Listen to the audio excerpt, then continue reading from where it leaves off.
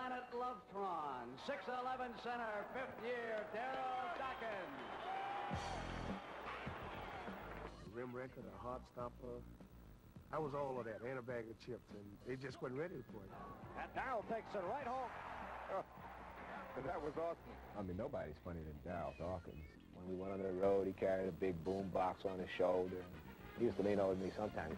Man, my shoulder's hurting. I don't think I can shoot my jumper tonight.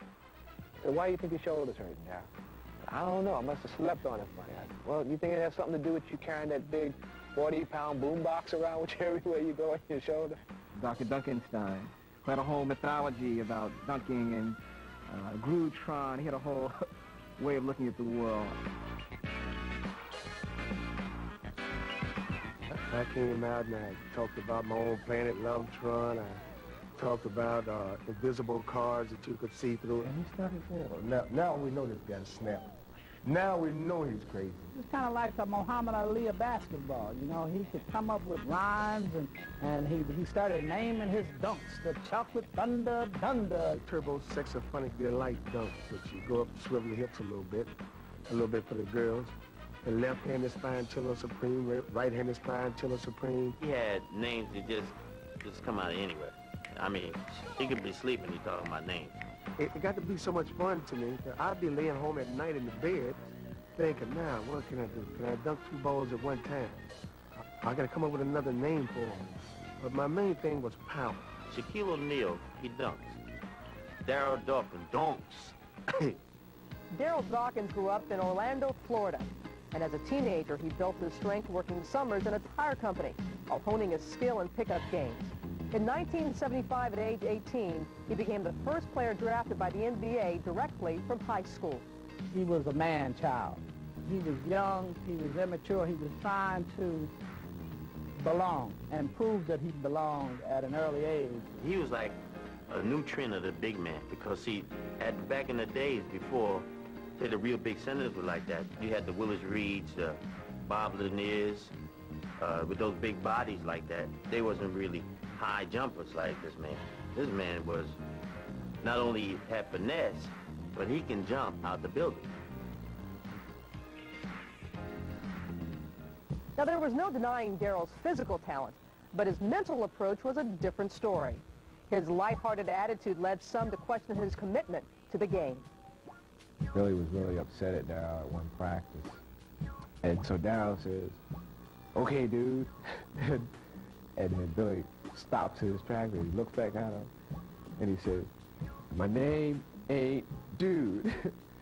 So he says, okay, dude. He wanted to be a very good basketball player, but there's a price you pay for that. There's no question there's talent, but you have to sacrifice. You have to make such a commitment. They would call me into the office and say, hey, Darryl, you going to get serious about basketball? What's your first love? Very few people understood him. Darryl would baffle you on one end and charm you on the other.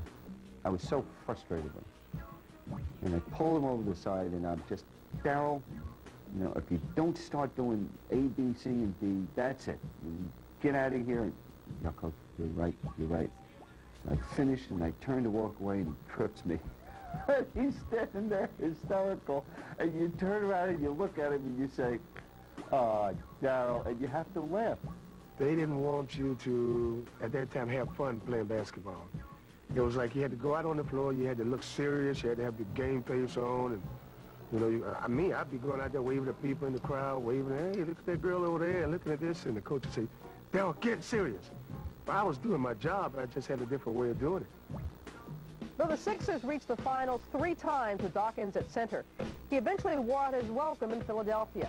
And in 1982, he took his show on the road as he was traded to New Jersey. Dawkins. Oh, what a muscle move! And this time it's against Philadelphia. Though wearing a new uniform, he was still the same big kid he'd always been. And throughout his career, Darryl remained a study in contradictions, a gifted athlete who never quite lived up to his enormous potential. I think part of it had to do with the fact that he came in without the benefit of playing some college basketball.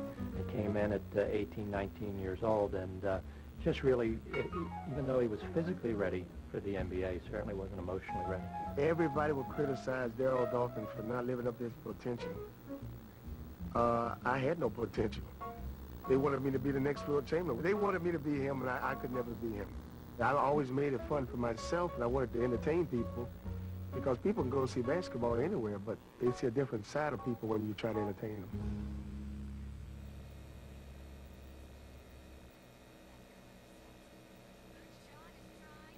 Some deep work